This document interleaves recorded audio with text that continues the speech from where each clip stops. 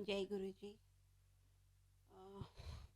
Aunty का मैंने सत्संग सुना और हमारे गुरु जी अभी फिजिकली तो नहीं है, लेकिन मंत्र जाप is the solution of all the problems. जितना ज़्यादा आप मंत्र जाप करोगे उतना आपका कनेक्शन स्ट्रांग होगा। बिकॉज फिर वो गुरु जी के सामने आ जाऊंगी, गुरु जी के सामने आ जाऊंगी ना, फिर मैं थोड़ा सही आ जाओ। उधर आ जाती हाँ हूँ। उधर।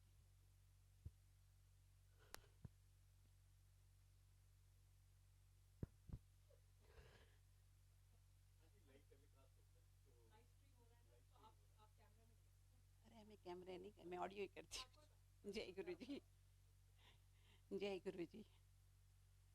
तो ऐसा time, human life is not without a problem. आपको पता है कि जब हमारी लाइफ में भी एक टाइम ऐसा आया था कि फुल ऑफ प्रॉब्लम्स थी लाइफ, लेकिन तभी मुझे किसी संगत ने कहा था कि human life is not without problem. किसी की कल थी, किसी की आज है और किसी कल होने वाली है, और सबका सॉल्यूशन गुरु जी का मंत्र जाप है। गुरु जी फिजिकल फॉर्म में नहीं है, लेकिन मंत्र जाप is the subtle form of गुरु जी। सारी एनर्जीज गुरु जी की उसमें हैं। आप जितना ज़्यादा मंत्र जाप करोगे, गुरु जी बोलते थे डायरेक्ट कनेक्शन बनाओ, वो उसी से बनेगा। वंस इन अ वीक खाली सत्संग अटेंड करोगे, बाकी 7 डेज आप कुछ नहीं करोगे तो नहीं होगा। एक बारी गुरु जी के पास में बैठी थी एंड एक शब्द चल रहा था। शब्द की line and Guru ji said, गुरु जी बैठे थे साइड बोर्ड पे एंड ही सेड अच्छा। जब मैं गुरु जी के पास गई तो गुरु जी ने कहा सुन, ध्यान से सुन। और वो लाइन थी, अपने बराबर रोज सोना भी दान करो। द फर्स्ट लाइन ऑफ शब्द वॉज नाम बीज लो कर्मा वाल्यों आई रुत बिजने की। आप सुनना उसमें ध्यान से। और उसका उसमें था अपने बराबर रोज सोना भी दान करो। सोना इज गोल्ड, अपने वेट के इक्वल हर रोज सोना भी दान करो। That is also not equal to Nitnem. तो नितनेम हर संगत को करना ही करना है। ये गुरुजी ने मुझे समझाया था जब गुरुजी खुद फिजिकल फॉर्म में थे। बट मैंने कभी मंत्र जाप किया नहीं, क्योंकि वो जो मैंने लाइन सुनी वो मैं भूल गई। जब भी मैं गुरुजी के पास बैठती थी तो मैं सिर्फ गुरुजी को ही देखती रहती थी। मेरी आइज फिक्स रहती थी गुरुजी के पास। जितने गुरुजी ने मेरे मेरे टेस्ट लिए, ऑल फेल। गुरुजी ने मेरे से बोला डायमंड लिया, वो मैंने नहीं दिया। गुरुजी सेड के एक दिन बोले गाड़ी लिया। छोटे छोटे टेस्ट लेते थे गुरुजी, वो भी कुछ नहीं हुआ। देन एक दिन गुरुजी ने मुझसे कहा कि गुरु को समझ में आ गई थी कि कहाँ से आप आपकी जर्नी स्टार्ट होती है, डिपेंड करता है कि जब आप गुरुजी के पास आते हो। फिर गुरुजी ने कुछ भी कहना छोड़ दिया, लेकिन मैं रेगुलरली जाती थी और वहाँ जाके बैठ जाती थी और सिर्फ गुरुजी को देखती रहती थी। मैंने बहुत अर्ली स्टेज में सुन लिया था कि गुरुजी किसी किसी का मैन लगा देते हैं। एंड मैंने पूछा कैसे लगाते हैं, तो उन्होंने कहा कि जब आप मत्था टेकने जाओ आज्ञा लेने, तो गुरुजी बोल देते हैं कल से यहाँ मत आना। तो आई वॉज वेरी स्कैर्ड कि किसी दिन मेरा बैन नहीं लग जाए, फिर मैं उस दिन के बाद गुरुजी के पास नहीं जा पाऊंगी। इसलिए मैं कभी गुरुजी से के सत्संग में किसी से बात नहीं करती थी। कभी मैंने अपना मोबाइल नहीं निकाला, क्योंकि गुरुजी ने जो कहा वो आप नहीं करोगे तो एक अलग बात है, लेकिन जो गुरुजी ने नहीं करने के लिए कहा कि ये चीज़ें मत किया करो, वो करोगे तो it means you are disrespecting Guruji. तो इसलिए मोबाइल तो कभी भी यहाँ पे नहीं ऑन करना चाहिए। प्लस गुरुजी एक बारी में, गुरुजी मुझे पूरी रात बैठा के रखते थे, कभी 4 बजे, कभी 5 बजे, कभी 6 बजे तक। तो हम फिर लेट जाना शुरू कर दिया।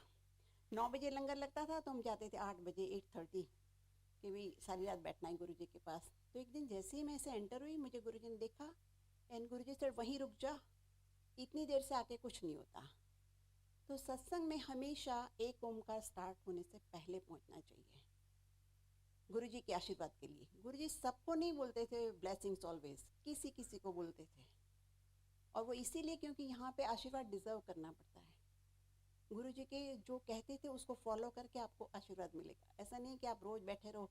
अगर आप सत्संग खत्म होने के आधे घंटे पहले आ रहे हो, 1 घंटे, 5-10 मिनट ट्रैफिक में लेट हो जाने इज डिफरेंट थिंग, लेकिन आप रेगुलरली लेट आ रहे हो तो फिर अब मैं इससे आगे नहीं कह सकती। जय गुरु जी। बट हमेशा एक ओमकार स्टार्ट होने से पहले पहुंच जाना चाहिए गुरु जी के पास। तो ऐसे ही गुरु जी मुझे बहुत कुछ कहते रहते थे जब मैं रात को बैठती थी। तो एक दिन गुरु जी ने मुझसे कहा, मैं सिर्फ मैसेजेस देती हूँ क्योंकि टाइम कम होता है। ही सेड कि जब हम फर्स्ट डे गुरुजी के पास गए थे, तो जैसे हमने मत्था टेका आज्ञा लेने के लिए सत्संग के बाद, तो ही सेड थर्सडे आई। ऐसे गुरुजी मैं थर्सडे नहीं आ सकती। तो उन्होंने कहा क्यों? मैंने कहा मैं वैष्णो देवी जा रही हूँ। तो गुरुजी एकदम नाराज़ हो गए एंड ही सेड यहाँ क्या कर रही है, फिर तू वहीं चली जा। गुरुजी चाहते थे कि हम फर्स्ट डे सरेंडर कर दें, लेकिन नहीं हुआ। मेरा सरेंडर हुआ 2019 में, जब मेरे लंग्स फेल हो गए थे, मुझे H1N1 हो गया था। बट फिर गुरुजी बहुत कुछ कहते थे, फिर उन्होंने छोड़ दिया। बट छोड़ दिया या गुरुजी की माया थी, आई डोंट नो, शिव जी की माया थी, जो भी हुआ, बट मैं जाती रहती थी रेगुलर। 2007 में उससे पहले एक दिन मुझे गुरुजी ने कहा कि फॉर सम रीज़न, मैंने गुरुजी से पूछा गुरुजी गीता पढ़ूं? तो इससे नहीं। मैंने कहा गुरुजी रामायण पढ़ूं? तो उन्होंने कहा नहीं। तो उन्होंने कहा शिव पुराण पढ़ा कर। तो देखिए, जो गीता वो लोग पढ़ते हैं जो कृष्ण भगवान से कनेक्टेड होते हैं। रामायण वो पढ़ते हैं जो राम जी से कनेक्टेड हैं, जो राम जी में बिलीव करते हैं। हम हर जन्म में, हमारे कितने जन्म हो गए वी डोंट नो, बट हर जन्म में ये सब की भक्ति करके उनकी ब्लेसिंग से हम यहाँ शिव जी तक पहुँचे हैं। और शिव जी हैं मोक्ष देने के लिए, स्पिरिचुअल जर्नी के लिए। तो ये सब बीमारी ठीक करना, बड़े बड़े घर देना, बड़ी गाड़ियाँ देना, तो गुरुजी सब चॉकलेट की तरह बांटते थे। उनके लिए सब 1 मिनट का काम था। मैं जिस काम से गई थी गुरुजी के पास, वो गुरुजी ने 10 साल नहीं किया। और 2 साल बाद मैंने किसी से कहा कि यहाँ पे सबका काम हो जाता है, मेरा क्यों नहीं हुआ? एंड सेवादार सेड कि आपका काम करने गुरुजी को फ्रैक्शन ऑफ सेकेंड लगती है, लेकिन वो क्यों नहीं कर रहे ये उनको पता है। बट मुझे फिर ये भी पता चला कि गुरुजी बोलते थे कि जिनको मुझे अपने पास रखना होता है उनका काम मैं सबसे बाद में करता हूँ, और जिनको भेज देना होता है उनका काम मैं जल्दी करके भेज देता हूँ। तो गुरुजी ने अगर मेरा काम कर दिया होता उस टाइम, तो हमारा चैप्टर उस दिन क्लोज हो जाता, क्योंकि हम उसके बाद कभी नहीं जाते। हमें उम्मीद तो थी कि कभी ना कभी तो सबका ठीक होता है, हमारा भी हो जाएगा। उस चक्कर में मैं 10 साल गुरुजी के पास जाती रही, और गुरुजी मुझे बड़े बड़े आशीर्वाद देते थे जब मैं रात को बैठती थी गुरुजी के पास। एक दिन तो इसीलिए हमको अब यहाँ आने के बाद हमें पीछे मुड़ के नहीं देखना चाहिए। हमको सिर्फ गुरुजी जो बोलते थे कि शिव पुराण पढ़ा करो, सबको बोलते थे। तो या तो आप डेली एक चैप्टर पढ़ो या एक पेज पढ़ो। आजकल सब वर्किंग है, नई टाइम है, तो डेली एक पैराग्राफ पढ़ो, वो ज़रूर हमको करना चाहिए। प्लस एक दिन मुझे गुरुजी ने कहा था कि बेल का जूस पिया कर। जिनकी हाई बीपी रहता है, जिनकी स्टमक हीट ज़्यादा है, बॉडी हीट ज़्यादा होती है, उनको पीना चाहिए बेल जूस, बट लो बीपी वालों को नहीं पीना चाहिए। प्लस इसे पपाया खाया कर। फिर उन्होंने एक लेडी मेरे साथ बैठी थी, उसने कहा गुरुजी शुगर फ्री लेनी चाहिए? तो इसे नहीं, किसी भी ब्रांड की शुगर फ्री नहीं लेनी चाहिए। एंड ही सेड हफ्ते में एक बार जो दूध जलेबी खाता है उसको कभी कोई बड़ी बीमारी नहीं लगती। तो हम लोग ऐसे रेगुलर तो नहीं खा पाते, बट हमारे वहाँ पे मंडे को सत्संग होता है, तो एवरी मंडे हम लंगर के बाद इतना सा दूध, जो जिस ग्लास में चाय मिलती है उसमें एक बड़ी है तो हाफ, और छोटी है तो फुल जलेबी डाल के हम सर्व करते हैं, तो उस बहाने हम भी खा लेते हैं। तो ये खानी चाहिए, जो गुरुजी ने कहा है वो ज़रूर करना चाहिए। तो और एक दिन मुझे उन्होंने कहा कि banana is gold in the morning, silver in the afternoon, poison in the evening. 4-5 बजे के बाद बनाना नहीं खाना चाहिए, ये सब के लिए है। और ऐसे सब गुरुजी मुझे बहुत कुछ बताते रहते थे। फिर एक दिन 2007 में जब उन्होंने डिसाइड कर लिया था वो जा रहे थे, तो मुझे बहुत चीज़ें समझाते रहते थे, और उससे भी मुझे बहुत समझाते रहते थे। और उन्होंने एक दिन, मैंने गुरुजी से कहा गुरुजी चलो हम जहाँ रहते आप चलो। तो इससे नहीं, मैं बाहर नहीं जाता। इसे तो जहाज़ भर भर के लोगों को यहाँ लेके आ। और मुझे समझ नहीं आई कि मैं तो यहीं बैठी रहती हूँ, कभी सोचा भी नहीं था गुरुजी चले जाएंगे, मैं जहाज़ भर भर के कैसे लोगों को लेके आऊँगी। इतनी बड़ी ब्लेसिंग्स के लिए I never said thank you, कभी मैंने गुरुजी को थैंक यू नहीं बोला। और फिर एक दिन रात को गुरुजी 2007 में ऐसे बैठे हुए थे, मैं और गुरुजी, और मुझे कहते हैं तू मेरा सत्संग कराया कर, लंगर खिलाया कर, लोग हील हो जाएंगे। मैंने कहा ऐसे ये कुछ भी बोलते रहते हैं, इनको समझ नहीं आती कि हम जहाँ रहते हैं वहाँ पे ये नहीं हो सकता, बिकॉज दुबई इज़ ओपन, हमारी वहाँ पे ओपन नहीं है। ऐसे कुछ कुछ बोलते थे, लेकिन खुद उन्होंने ही स्टार्ट करवाए हमारे वहाँ पे 2008 में। और उसके बाद एक दिन मुझे कह रहे थे कि वो भी 2007 में था, and he said Empire State का जो एंट्रेंस है वहाँ पे उन्होंने अपनी फर्स्ट फिंगर पॉइंट आउट करके मुझे कहा, इस दरवाजे के अंदर जो आ जाता है उसका सब कुछ ठीक हो जाता है, किसी का जल्दी किसी का देर से। That was the first time मुझे इतना शौक लगा कि मुझे ऐसा क्यों कह रहे हैं, मेरा तो सब कुछ ठीक है, मेरा हस्बैंड बिजनेस कर रहा है, दोनों बच्चों की शादियाँ गुरुजी ने फिक्स करवा दी, सब कुछ हो गया। लेकिन जिस दिन गुरुजी ने शरीर छोड़ा उसी दिन से हमारी टेस्टिंग शुरू हो गई। जब प्रॉब्लम सीरियस हो गई हमारी तो मैंने सोचा आज मैं गुरुजी को जाके बोलती हूँ कि गुरुजी ऐसा ऐसा हो गया, और मुझे गेट पे न्यूज़ मिली कि गुरुजी नहीं रहे। तो ये टाइम सबकी लाइफ में आएगा और उसका सॉल्यूशन यही है कि आप शांति से बैठे रहो, जो होना है गुरुजी ने करना है, और गुरुजी जो भी करते हैं अच्छा ही करते हैं। तो आप सिर्फ मंत्र जाप किया करो, गुरुजी ने हमारे हाथ में सिर्फ मंत्र जाप दिया है। मैंने मंत्र जाप नहीं किया इतने सालों में, मैंने क्योंकि सत्संग स्टार्ट हो गया, पहले हमारी लाइफ में प्रॉब्लम आ गई तो उसकी टेंशन में नहीं किया, रोज रोज सब कुछ चलता रहता था, आपको पता है जब टाइम खराब होता है। तो मैं भूल गई गुरुजी ने क्या कहा था, तो मैंने कभी नहीं किया। और फिर उसके बाद 2015 में 2007 में जब गुरुजी गए तो मैं ऐसे पुरानी संगत के सत्संग सुनती रहती थी इंडिया से, क्योंकि मैंने गुरुजी के सामने कभी किसी का सत्संग नहीं सुना। गुरुजी सुनवाते भी थे कि किसी की जो खड़ा होके बोलते थे कि चलो सत्संग करो, but I was never interested in listening anything. I said ये क्या हाथ ठीक हो गया, पैर ठीक हो गया, ऐसा तो कोई भी साधु संत कर सकता है। तो मैं बिल्कुल नहीं सुनती थी, और गुरुजी कहते थे वो भी हम नहीं करते थे। गुरुजी ने एक दिन मुझे खुद कहा, गुरुजी करते हो, गुरुजी बोलते हैं तो सुनते नहीं हो, जो गुरु ने कहा आपको वही करना है, वो आपके लिए हुक्म है। तब हम लोग किसी की बात नहीं सुनते थे, तो हमें इतना पता भी नहीं था।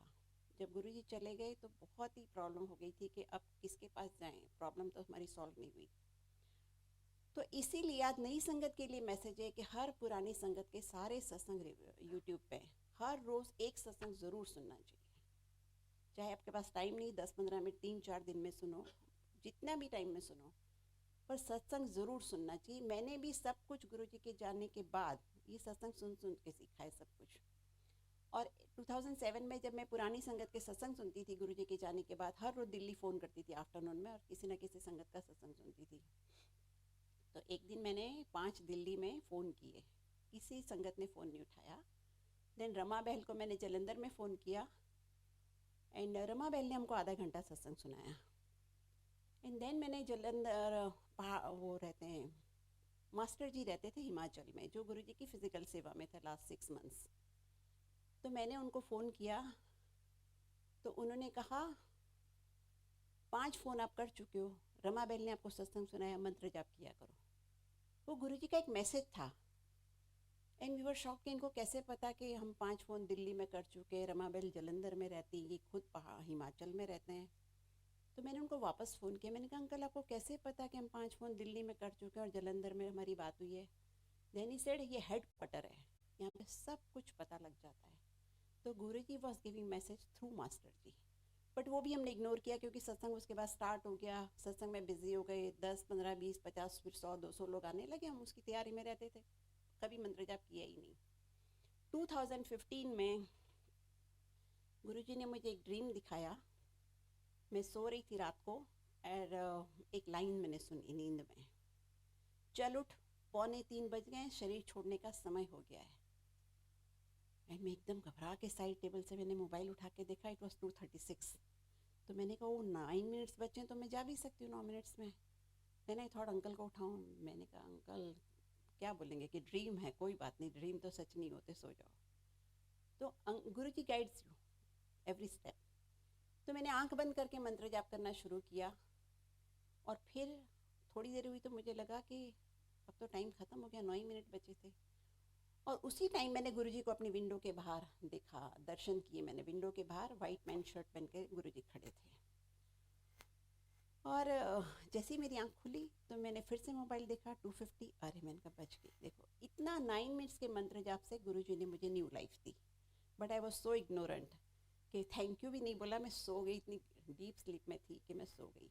और जब मैं सुबह उठी मैंने सबको जो भी मुझे मिलता था मैं सत्संग सुनाती थी, बट मैसेज वॉस के जो मंत्र जाप करना चाहिए मैंने वो नहीं किया, फिर से नहीं किया। वो इट्स ए लॉन्ग स्टोरी कि 2019 में फिर जब मेरे लंग्स फेल हो गए थे तो गुरुजी ने मेरी सारी ट्रेनिंग ड्रीम्स के थ्रू की थी। एक एक ड्रीम मुझे बहुत, मैं आंख बंद करती थी तो एक विजन देखती थी वहाँ पे। तो इसलिए सब सॉल्यूशन गुरुजी का हुक्म मानने में और मंत्र जाप में हर प्रॉब्लम का सॉल्यूशन है। आप जितना ज़्यादा करो, आप रोने की जगह या लोगों को सुनाने की जगह ये प्रॉब्लम है वो प्रॉब्लम है, उससे कुछ भी नहीं होगा। आप सिर्फ एक कमरे में बंद करके जितना ज़्यादा जाप हो सके उतना ज़्यादा जाप करो और जो आपके लिए बेस्ट होगा वही गुरु जी करेंगे। जय गुरु जी। ठीक है आंटी, जय गुरु जी।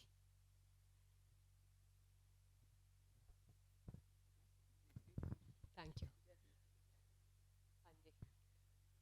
Indeed,